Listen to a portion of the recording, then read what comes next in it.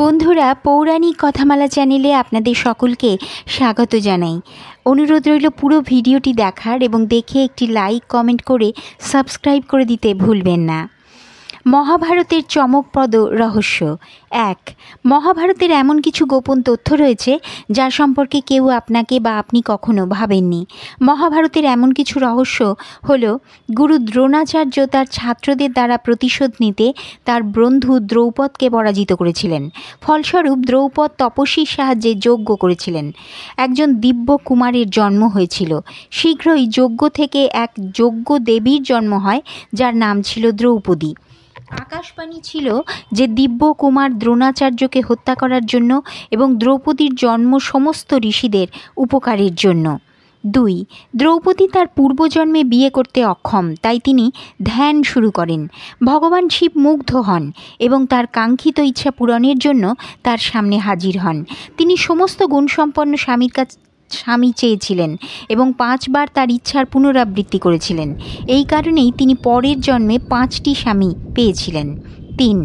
যখন ধৃতরাষ্ট্র এবং ভীষ্ম পিতামহ জানতে পারলেন যে পাণ্ডবরা বেঁচে আছেন, তখন তাদের হস্তিনাপুরে ডাকা হয়, যাতে ভবিষ্যতে কোনো যুদ্ধ না হয় এবং সম্পত্তি দুটি সমান ভাগে ভাগ করা হয় পাণ্ডব ও কৌরবদের মধ্যে। খুব শীঘ্রই স্বর্গের মতো দেখতে পাণ্ডবদের রাজ্য এবং যুধিষ্ঠির এর নাম দেন ইন্দ্রপ্রস্থ। 4. পাণ্ডবরা দ্রৌপদীর জন্য একটি নিয়ম তৈরি করেছিলেন যে তিনি একটি নির্দিষ্ট সময়ের জন্য প্রতিটি পাণ্ডবের সাথে থাকবেন। তিনি যখন এক পাণ্ডবের সাথে থাকবেন, তখন অন্য কোনো পাণ্ডব তার ধারে কাছে আসতে পারবে না, এবং কেউ যদি নিয়ম ভঙ্গ করে তবে তাকে তার জীবনের 12 বছর বনে ব্যাচেলার হিসেবে কাটাতে হবে। 5. যুধিষ্ঠিরের রাজ্যে কয়েকজন ডাকাত ব্রাহ্মণের গরু চুরি করেছিল এবং ব্রাহ্মণ অর্জুনকে সাহায্যের জন্য অনুরোধ করেছিল, কিন্তু অর্জুনের অস্ত্র ছিল যুধিষ্ঠিরের প্রাসাদে, যেখানে তিনি একাই ছিলেন দ্রৌপদীর সাথে। 1 সেকেন্ড চিন্তা করার পর তিনি রাজপ্রাসাদে প্রবেশ করেন এবং তার মতে গরু রক্ষা না করা ধর্মের পরিপন্থী। ফলস্বরূপ তাকে 12 বছর বনে কাটাতে হয়েছিল। 6. দ্রৌপদীর প্রতিটি পাণ্ডব থেকে একটি করে পুত্র এবং যুধিষ্ঠিরের দেবিকা নামে আরেকটি স্ত্রী ছিল। 7. কৃষ্ণের মৃত্যুর কথা শোনার পর পাণ্ডবরা জগতের প্রতি আগ্রহ হারিয়ে ফেলে এবং দ্রৌপদী কুকুরের সাথে স্বর্গে যাওয়ার সিদ্ধান্ত নিয়েছিল। পথে এক এক করে সবাই মরে গেল, আর শুধু যুধিষ্ঠির এবং একটি কুকুর বেঁচে রইল।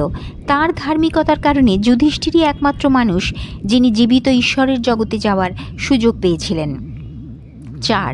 যুধিষ্ঠির স্বর্গে দুর্যোধনের উপস্থিতিতে অবাক হয়েছিলেন, কিন্তু তিনি জানতে পেরেছিলেন যে তিনি কখনোই কাপুরুষতা প্রদর্শন করেননি এবং একটি পবিত্র স্থান সামন্ত পঞ্চকে সাহসী মৃত্যুতেও মারা যান। 9. যুদ্ধের আগে অর্জুন এবং দুর্যোধন উভয়ই কৃষ্ণের কাছে সাহায্য চেয়েছিলেন। দুর্যোধন অর্জুনের আগেই কৃষ্ণের কাছে পৌঁছে তার মাথার কাছে গিয়ে বসলেন। অর্জুন দুর্যোধনের পিছনে এবং কৃষ্ণের পায়ের কাছে বসলেন। যখন কৃষ্ণ জেগে উঠলেন, তিনি অর্জুনকে প্রথম দেখেছিলেন, যেহেতু তিনি তার চোখের দৃষ্টিভঙ্গির বিপরীতে ছিলেন, এবং তাকে তার সফরের উদ্দেশ্য জিজ্ঞাসা করেছিলেন। যাই হোক, যেহেতু দুর্যোধন অর্জুনের আগে এসেছিলেন, তাই তিনি রাগান্বিত হয়ে অভিযোগ করেছিলেন যে তিনি প্রথম এসেছেন। এর উত্তরে কৃষ্ণ বললেন যে যেহেতু তিনি অর্জুনকে প্রথম দেখেছিলেন, তাই তার ইচ্ছা প্রথমে পূরণ হবে। সুযোগ পেয়ে অর্জুন কৃষ্ণকে দুর্যোধনকে আরও খুশি রেখে তার পাশে আসতে বলেন, কারণ তিনি সেনাবাহিনী চেয়েছিলেন, নিরস্ত্র কৃষ্ণকে নয়। 10. এটি একটি মাস্টার প্ল্যান ছিল। যুদ্ধের আগে অর্জুন এবং দুর্যোধন উভয়েরই কৃষ্ণ এবং তার সেনাবাহিনীর মধ্যে একটি পছন্দ ছিল। অর্জুন আনন্দের সাথে কৃষ্ণকে বাছাই করেছিলেন এবং দুর্যোধন আনন্দের সাথে সেনাবাহিনীকে বেছে নিয়েছিলেন। তাই আসলে কৃষ্ণই ছিলেন না যিনি কৌরবের কাছে তার সেনাবাহিনী দিয়েছিলেন। 11. প্রকৃতপক্ষে কৃষ্ণ এই নাটকটি অভিনয় করেছিলেন কারণ তিনি জানতেন যে অর্জুন তাকে পছন্দ করবেন এবং দুর্যোধন, যিনি কৃষ্ণকে কখনো ঈশ্বর বলে মনে করেননি, তার পরিবর্তে শক্তিশালী সেনাবাহিনীকে পছন্দ করবেন। তিনি কখনোই কৌরবের পাশে থাকতে চাননি। এই চুক্তি অর্জুন এবং দুর্যোধন উভয়কেই খুশি ও সন্তুষ্ট করেছিল। প্রত্যেকে ভেবেছিল যে অন্য লোকটি যা পেয়েছে তা সে যা বেছে নিয়েছে তার তুলনায় মূল্যহীন। 12. তাহলে কেন কৃষ্ণ তার সেনাবাহিনীকে কৌরবদের হাতে দিতে চেয়েছিলেন? কেন তিনি দুর্যোধনকে আদৌ কিছু দিতে চাইলেন? কৃষ্ণের অবতার মিশনগুলোর মধ্যে একটি ছিল উপমহাদেশকে শক্তিশালী যোদ্ধাদের হাত থেকে মুক্ত করা এবং ভারসাম্য পুনরুদ্ধার করা, কারণ সেই সময় রাজারা খুব বেশি শক্তি প্রক্রিয়া করেছিলেন এবং সেই শক্তি সামগ্রিক সমাজের শান্তিকে চ্যালেঞ্জ করেছিল। এই মিশনে তিনি চেয়েছিলেন তার শক্তিশালী সেনাবাহিনীও ধ্বংস হোক। এইভাবে তিনি সেগুলো কৌরবদের দিয়ে দিলেন। 13 অর্জুনই কৃষ্ণের সেনাবাহিনীকে হত্যা করেছিলেন। তার সারথি হিসেবে কৃষ্ণের সমর্থনে নারায়ণী সেনা কৃষ্ণের বাহিনীর সংসপ্তকদের সাথে অর্জুনের বিরুদ্ধে যুদ্ধ করেছিল এবং তিনিই তাদের সবাইকে নির্মূল করেছিলেন। 14 কৃষ্ণ যদি তার নারায়ণী সেনাকে পাণ্ডব পক্ষের হাতে দিতেন তাহলে উভয় পক্ষের সেনাবাহিনীর আকার সমান হতো। কৌরব সেনা 11-2 9, অক্ষৌহিণী পাণ্ডব সেনা 7+2 9 অক্ষৌহিণী। 15 যদি সেনাবাহিনীর প্রাথমিক আকার সমান হয় তাহলে যুদ্ধের শেষে বিজয়ী পক্ষের একটা বড় অবশিষ্টাংশ থাকতো।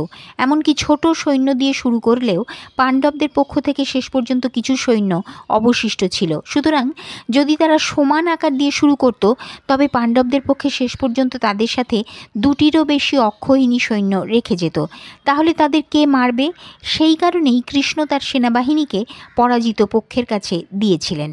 16 কৃষ্ণকে দুর্যোধনকে সাহায্য করতে হয়নি। ক্ষত্রিয় নিয়ম অনুসারে যোদ্ধাদের সবসময় তাদের বন্ধুদের সাহায্য করার অধিকার ছিল, অন্য পক্ষ জিজ্ঞাসা করুক বা না করুক। শুধুমাত্র একজন ব্যক্তি যে কোনো পক্ষের সাথে খুব বেশি সংযুক্ত নয় তার সাহায্য বেছে নেয় যে পক্ষটি প্রথমে তার কাছে আসে। আমরা আরও দেখতে পাচ্ছি যে কৌরব এবং পাণ্ডবদের বেশিরভাগ গুরুত্বপূর্ণ মিত্র তাদের বন্ধুত্ব এবং পূর্ব শত্রুতার ভিত্তিতে তাদের পক্ষ বেছে নিয়েছিল। 17 ব্যক্তিগতভাবে কৃষ্ণ সর্বদা পাণ্ডবদের সাথে ছিলেন, কিন্তু আনুষ্ঠানিকভাবে তার রাজ্যের পাণ্ডব এবং কৌরব উভয়ের সাথে সমান রাজনৈতিক সম্পর্ক ছিল।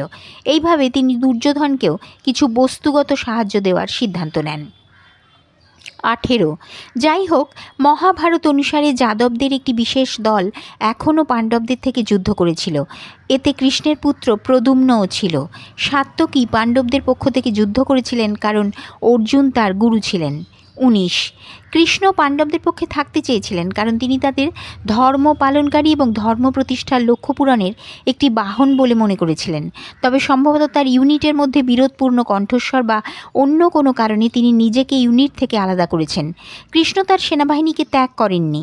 তিনি তার জীবনের বেশিরভাগ সময় যাদবদের রক্ষা করেছিলেন, যদিও যেমন তিনি গীতায় দাবি করেছেন নিখুঁত বিচ্ছিন্নতার সাথে। 20 এছাড়াও যেহেতু কৃষ্ণ যুদ্ধের উভয় পক্ষের চাচাতো ভাই ছিলেন, তিনি কারও প্রতি পক্ষপাতিত্ব করতে পারেন না। তিনি বিশ্বাস করতেন না যে পাণ্ডবরা একবারে শুদ্ধ প্রাণী, না কৌরবরা পরম মন্দ।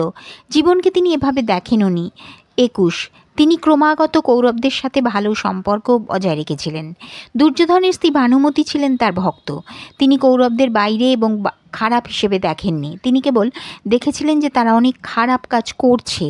22 বিভিন্ন উপায়ে কৃষ্ণ দুর্যোধনকে ধর্মের জন্য সংগ্রাম করতে উৎসাহিত করার চেষ্টা করেছিলেন। এমনকি সেই সময়ে যখন তিনি তাঁর এবং তার সেনাবাহিনীর মধ্যে এই পছন্দটি দিয়েছিলেন তখনও তিনি যুদ্ধ এড়াতে চেষ্টা করেছিলেন। একইভাবে দুর্যোধনের হাতে সেনাবাহিনী তুলে দেওয়াটা ছিল খুবই বুদ্ধিমানের কাজ। এইভাবে দুর্যোধন অনুভব করেছিলেন যে কৃষ্ণ তার পক্ষে ছিলেন। পাণ্ডবরা 1,00,000 জন শক্তিশালী সেনাবাহিনীর পরিবর্তে একজনকে নিয়ে যাওয়া বোকা ভেবেছিলেন।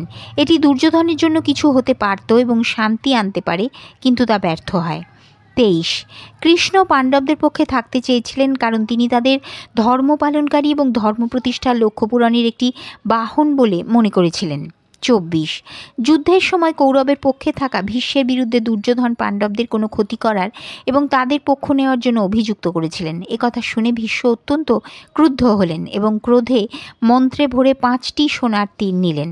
তিনি প্রতিজ্ঞা করেছিলেন যে পাণ্ডবরা সূর্যাস্তের আগেই মারা যাবে।